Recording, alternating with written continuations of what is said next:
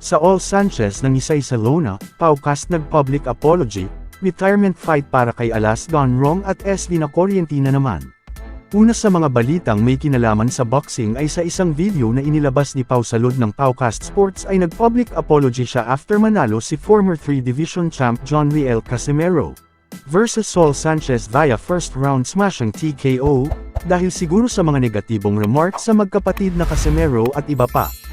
Perhaps sa ibang mga Cuadro Alas fans ay accepted ang pagpapakumbaba pero hindi sa ibang supporters, particular kay Cuadro Alas. It's my boy because tulad ng isang sugat na naghihilom man, ay nag-iiwan ito ng scars na nagpapaalala sa mga masakit na nakaraan.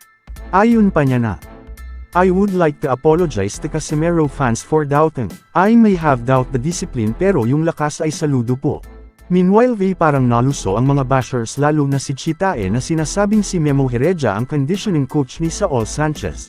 At yung nagsabi na pinadala ni Sean Gibbon si Saul Alvarez para maparetiro raw si Cuadro Alas. Balita ko na marami sa mga bashers ang natumaas ang presyon sa pagkapanalo ni Champ John Riel Casimero. Sa huling balita ay grabe ang ginawang parusa na natanggap kay Sanchez na tila ba nilamon ng buo ni Casimero. Siguro nagalit si Alas dahil masyadong ginotem ito ng mag-overweight. Kita sa video na nang matamaan si Sanchez sa midsection ay gumiwang ito at napatukod ang kamay sa canvas, at ang pinaka-highlight ay ang pangalawang knockdown na mistulang nangingisay ang kalaban.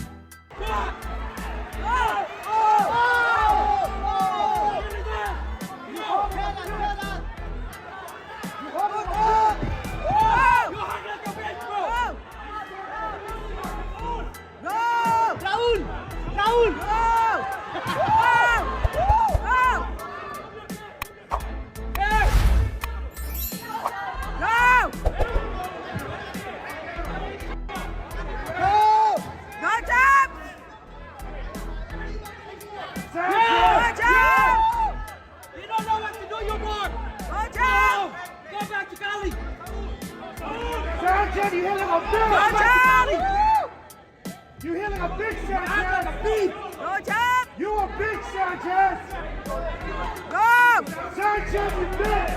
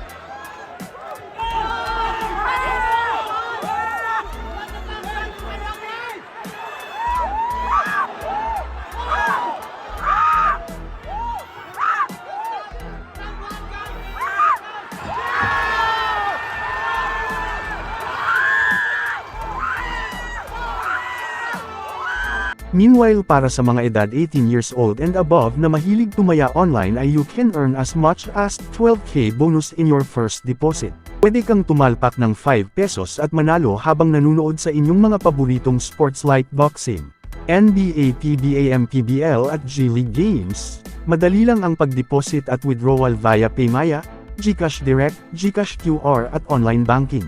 Please check comment section para sa pagrehistro at gamitin ang promo code.